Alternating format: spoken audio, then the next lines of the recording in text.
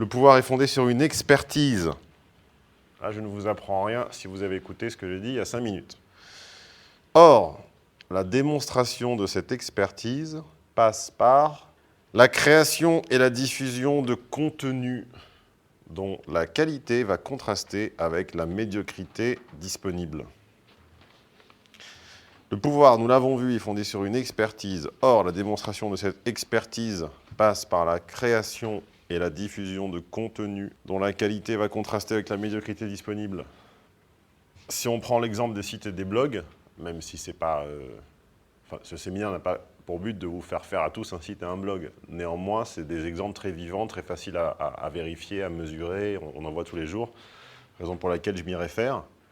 Les sites et les blogs qui font référence et qui survivent et qui sont monétisables sont les sites et les blogs qui produisent du contenu régulièrement, en quantité, à une fréquence régulière et si possible de qualité. Si vous me dites, oui, mais tous les exemples, c'est des blogs. D'accord, on fera un autre exemple.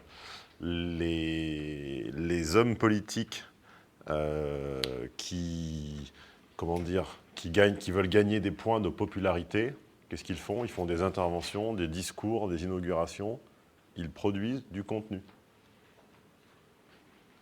On ne gagne pas des points en réagissant au contenu des autres.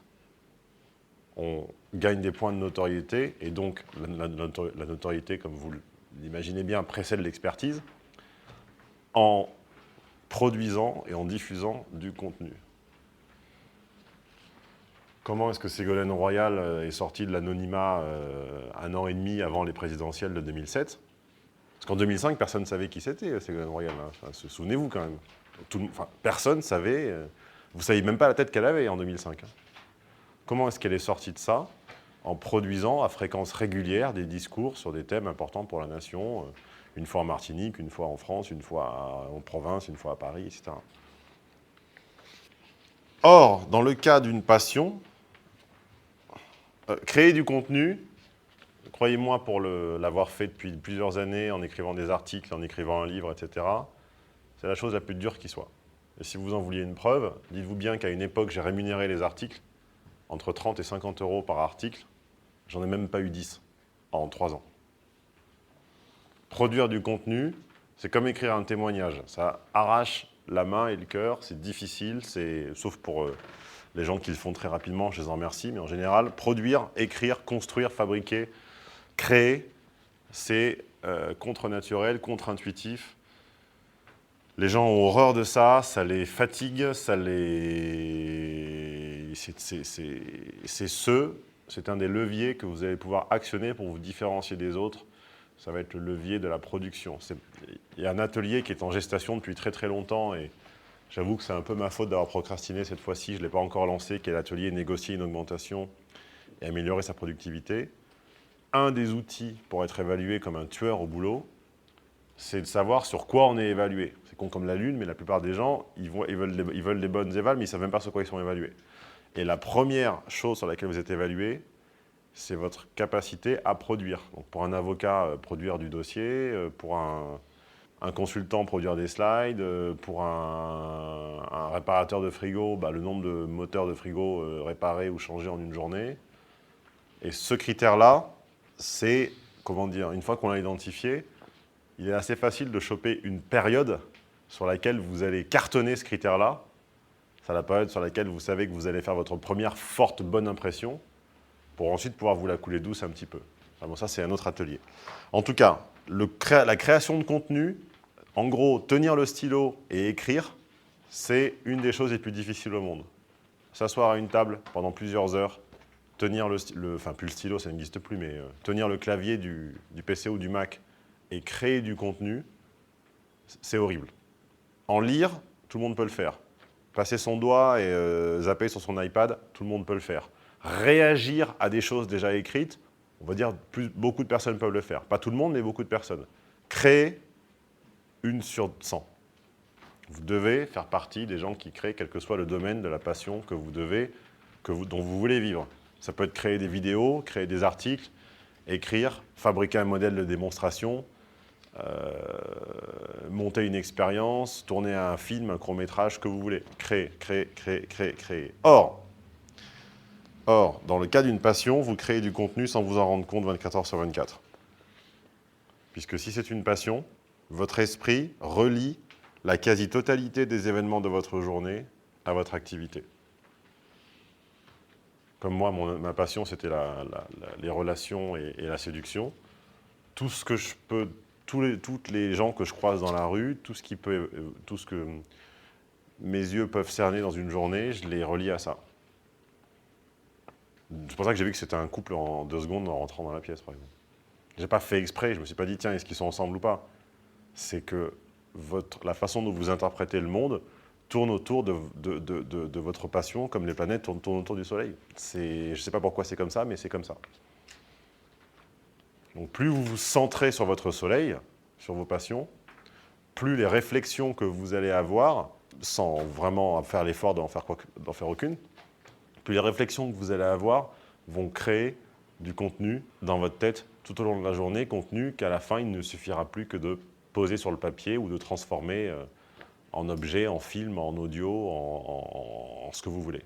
Mais le contenu sera déjà là. Créer du contenu, c'est déjà très dur. Créer du contenu sur quelque chose qui ne vous intéresse pas, c'est le purgatoire. C'est l'enfer. C'est la damnation. C'est horrible, horrible, horrible, horrible, horrible. C'est aussi horrible que d'écrire des dissertations en 3e ou en seconde sur des sujets dont vous n'avez rien à foutre. Et ça, tous les jours, c'est pas possible. Imaginez que tous les jours, vous avez une disserte de 4 heures à faire sur un sujet qui ne vous intéresse pas. C'est impossible. Donc je répète, dans le cas d'une passion, vous créez du contenu sans vous en rendre compte 24 heures sur 24, puisque vous reliez la quasi-totalité des événements de votre journée à votre activité. Il ne vous reste plus qu'à transformer le fruit de vos réflexions en ce fameux contenu. Remarque, par rapport à la création de contenu, à la passion, etc., vous remarquerez, à ce sujet, que les gens qui n'aiment pas ce qu'ils font sont toujours dans des métiers de gestion et quasiment jamais dans des métiers de création. Exemple typique, syndic. Pensez à vos amis qui n'aiment pas ce qu'ils font, mais vraiment pas. Et vous verrez qu'ils sont quasiment toujours dans un métier de gestion et très rarement dans un métier de création. Gestion de biens, syndic, toutes ces choses-là. Pourquoi? Parce qu'on peut survivre en n'aimant pas ce qu'on fait quand on fait de la gestion. On ne peut pas survivre en n'aimant pas ce qu'on fait quand on fait de la création. C'est trop dur. Vous allez me dire, oui, mais un homme politique, il fait que gérer, et pourtant, il peut aimer ce qu'il fait et avoir plein de pouvoir. Oui, à très haut niveau, oui. À notre niveau, non. B, intérêt corollaire. Corollaire du A, sous-entendu. Plus vous choisissez une passion comme Soleil, maintenant Soleil, je l'entends comme centre de votre journée, centre autour duquel les événements gravitent. Plus vous choisissez une passion comme Soleil, plus vous aimerez ce que vous faites. Et plus vous aimerez ce que vous faites, plus on vous jugera bon dedans. C'est irrationnel, ça dépasse la logique pure, mais plus vous aimez ce que vous faites, plus les autres penseront que vous êtes un cador. Il y a une analogie très claire et très directe entre montrer qu'on prend du plaisir dans une activité et l'appréciation du résultat.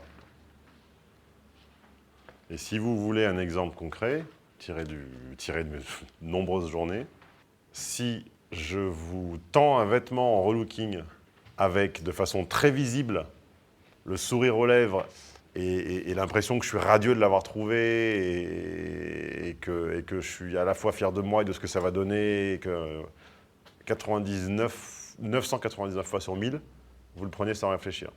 Si je vous le tends un peu là et sans émotion, voire un peu agacé, là les questions fusent. Ah, mais t'es sûr, mais pourquoi celui-là? Mais je suis pas certain, il faut que je réfléchisse. Plus vous aimez ce que vous faites, plus on vous jugera bon dans ce que vous faites. Là je m'adresse aux garçons. Si vous avez déjà essayé de présenter votre activité comme quelque chose que vous n'aimez pas forcément dans un rendez-vous amoureux, dans une date, vous avez vu le résultat. En général, c'est terminé d'office. C'est la même chose avec ce qui se passe en séduction, se passe à l'identique avec vos clients. Vos clients vous jugeront mauvais ou juste moyen, médiocre, à l'instant même où ils n'ont pas la sensation que vous aimez ce que vous faites. Et inversement, ils peuvent juger excellent un spécialiste qui surjoue, qui joue, qui fake, qui simule le fait qu'il adore ce qu'il fait. C'est comme ça. Sachez-le, utilisez-le. 3C, visualisation. Votre vie doit être un exemple de ce que vous allez vendre. Il est important qu'on vous visualise en train de pratiquer. Vos clients sont comme des enfants. Et souvenez-vous de ce qu'avait fait Nike quand ils avaient voulu faire aimer le basket aux enfants dans les années 80, à l'époque où ce n'était pas encore trop la mode du basket, de la NBA et tout ça. Un de leurs premiers slogans sur Michael Jordan, c'était « Be like Mike ». Il est important qu'on vous visualise en train de pratiquer, que votre vie soit un exemple de ce que vous allez vendre. Quand vous avez le pouvoir, les gens veulent être comme vous. Be like Mike. Quand vous avez le pouvoir, les gens veulent être comme vous. Les fans d'un groupe s'habillent comme les chanteurs du groupe. Be like Mike. Et lorsque vous transcendez une simple vente de produits ou vente de services en faisant non plus une vente, mais un pas vers Be like Mike, vers une autre personne, vers une autre perspective, alors vous devenez incomparable, vous n'êtes plus comparé à d'autres prestataires de services ou vendeurs de produits qui, eux, raisonnent en termes, par exemple, de tarifs horaires. Pour reprendre l'exemple de mon chiropraticien, il coûte 100 € de l'heure, 50 € par demi-heure. Dans l'absolu, c'est très cher. Si je ne raisonne plus en termes de tarifs horaires, mais en termes de « il va m'offrir un nouveau dos », donc une nouvelle possibilité de vivre mieux et de faire des choses qui me plaisent, la notion de prix disparaît. Donc le prix est un élément totalement subjectif et qui dépend complètement de votre faculté à faire sentir à vos clients « Be like Mike ». Vous n'offrez pas un tarif horaire, vous n'offrez pas une prestation tarifée selon une grille. Vous offrez la possibilité de devenir soit vous, soit la personne qui veut le devenir. Si vous voulez un autre exemple concret de ça, les créateurs de la marque Ben & Jerry's, la marque de glace, super bonne d'ailleurs pour des glaces industrielles, ont toute leur vie communiqué, et je dis toute leur vie parce qu'ils sont morts tous les deux, par arrêt cardiaque, ils ont toute leur vie dû bouffer des glaces Ben & Jerry's en permanence.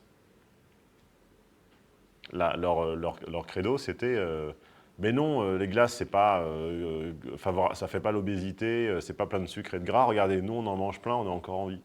Et ils ont tellement dû faire ça qu'à la fin, ils ont claqué. Mais on ne va pas voir un diététicien obèse. On ne va pas voir un garagiste avec les mains propres. On va pas voir, vous ne prendrez pas un garde du corps maigre. Vous devez être ce que vous voulez vendre. On ne va pas voir un avocat avec une Swatch. Entre un avocat avec une Swatch et un avocat avec une belle montre, vous prenez lequel? Même si c'est amoral, hein, même si c'est complètement idiot comme critère de jugement. À tout paramètre égaux, vous prenez lequel? Vous ne prenez pas l'avocat avec une Swatch. Parce que vous avez l'impression qu'il est moins bon. Et c'est comme ça. Après, ça dépend du pays où on se trouve. En France, si on arrive avec une très belle voiture, on va penser, tiens... Oui, voiture, mais pas montre. Ouais. En France, on peut avoir une montre hors de prix, tout le monde vous aimera. Une voiture hors de prix, tout le monde vous détestera. Voilà, alors que si tu fais ça en Allemagne, c'est avec une pauvre voiture, et on se dit, oh là là, la société va mal, c'est un supplier, un fournisseur à éviter, donc tu perds un contrat. Ah, évidemment, ça dépend un peu du pays. Là, ce que je vous dis, c'est un peu culturellement centré sur la France. 4. Le danger numéro 1 du web ou le piège de la plaque du médecin. Par quoi? Non, il faut que je vous dise la réponse tout de suite parce qu'il n'y a aucune chance que vous trouviez. Je ne sais même pas la peine de vous poser la question. Elle est un petit peu tordue. Notre rapport... J'ai eu cette réflexion il y a l'année dernière, enfin il y a plus de 6 mois en faisant la première version. Et je pense que c'est un des points les plus cruciaux et que vous devez vraiment retenir avec le premier que j'évoquais tout à l'heure. Notre rapport au commerce, ou plutôt notre rapport à tout échange à nature commerciale, il est façonné dans notre inconscient par les premiers commerçants dont nous nous souvenons. Et qui sont les premiers commerçants dont nous nous souvenons? le pédiatre, les hôpitaux dans lesquels vous êtes né, les cliniques, et le pédiatre chez qui on vous amenait tous les 3 jours parce que vous aviez le nez rouge, ou vous toussiez, ou vous aviez un bouton sur les fesses. Je vais vous dessiner une plaque de docteur. Si vous ne savez pas à quoi ça ressemble, il y a un souci. Normalement, vous en avez déjà vu. C'est noir et doré, ça se met sur la porte. Docteur, file-moi un nom de Toubib. Maboul. Ok. C'est quoi sa spécialité? Psychiatrie infantile, blablabla. Bla. Là, il y a écrit quoi, là? Ancien interne des hôpitaux, machin. Dernier de sa promotion en 1972. Là, il y a écrit quoi? Il y a écrit son numéro de téléphone sur rendez-vous. Et là, parfois, en dessous de sa spécialité, il y a écrit, mettons, pour un kiné, par exemple, ça peut être visite individuelle, ou visite de groupe, ou visite à domicile. Mettons ça. Et maintenant, en dessous, je vais vous dessiner quelque chose qui vous dira quelque chose, justement. Ça a la même forme. Et il y a un truc comme ça, là, où en gros, dans cette zone-là, il y a écrit « Qui sommes-nous » À peu près par là, il y a nos produits ou nos services. En gros, cette zone-là, c'est pourquoi nous? Pourquoi nous faire confiance? Pourquoi commander chez nous? Pourquoi nous? Et là, en gros, il y a contact / coordonnées. C'est quoi ça? Un site web. Un site web traditionnel, classique. Qui sommes-nous? C'est ça. Nos produits, nos services, c'est ça. Contact coordonnées, c'est ça. Pourquoi nous? Pourquoi acheter chez nous? Pourquoi acheter notre super housse de voyage protectrice, machin? Pourquoi nous? C'est ça. 80% des sites web traditionnels, par traditionnel, j'entends les sites web qui ne sont pas communautaires, qui ne sont pas interactifs. En gros, 80% des sites web faits entre 2000 et 2008-2009, ce sont des versions modernes de plaques de docteur. Vrai ou faux? La question, c'est pourquoi est-ce que ceci ne fonctionne plus? Ou pas? Ou ne suffit pas, en tout cas, à lancer une activité? Pour 2 raisons. Déjà, parce que dans le cas des médecins et des professions assimilées, ce type de profession répond à des régulations. Le nombre de médecins dans votre région n'est pas décidé par le marché, par l'offre et la demande, il est décidé par l'État. Le nombre d'étudiants en médecine qui sortent d'une promo chaque année, c'est réglementé. Et deuxième raison, petit b, parce que la médecine, comme d'autres disciplines, il s'agit d'une compétence normée, une compétence validée par des diplômes et donc qui font l'objet d'une norme. Cette norme a pour but de faire en sorte que tous ceux qui la possèdent soient reconnaissables et reconnus comme plus ou moins équivalents. Vous avez mal au bide, en théorie, vous pouvez aller chez n'importe quel gastro-entérologue. Vous avez la vue qui baisse, en théorie, vous pouvez aller chez n'importe quel ophtalmo. Ah, bien sûr, il y en a des meilleurs que d'autres, mais globalement, leur performance, leur compétence est encadrée par une norme qui fait qu'en théorie, vous pouvez aller chez n'importe quel ophtalmo pour avoir des lunettes. Je parie fort que l'activité que vous souhaitez monter ne réponde pas aux règles d'un marché normé. Elle n'a rien de normé du tout. Il n'y a pas de norme qui définit la compétence de ce que vous voulez faire. Vous ne pouvez donc pas appliquer les règles d'un marché normé à un marché qui n'a pas de normes. Autrement dit, ce genre de site ne sert à rien pour vous. Donc si vous vous pensez fort et si vous vous pensez lancer du jour où vous avez un site web avec un nom de domaine rigolo et qui ressemble à ça, il peut être codé par le meilleur geek que vous connaissiez, ça ne vous amènera nulle part, ça. Nulle part. Ça marchait, ça marchotait sur des marchés normés. Sur, si vous voulez, par exemple, être fournisseur de pièces pour l'aéronautique et que les fournisseurs doivent répondre à plein de critères. Conclusion donc de ce point 4. Si vous pensez qu'à être possesseur d'un site web version 2000-2008, en gros fondé sur une architecture comme ça. Si vous pensez que c'est une étape vers votre lancement, c'est faux, ça ne sert à rien. C'est comme si vous étiez au point zéro, aujourd'hui.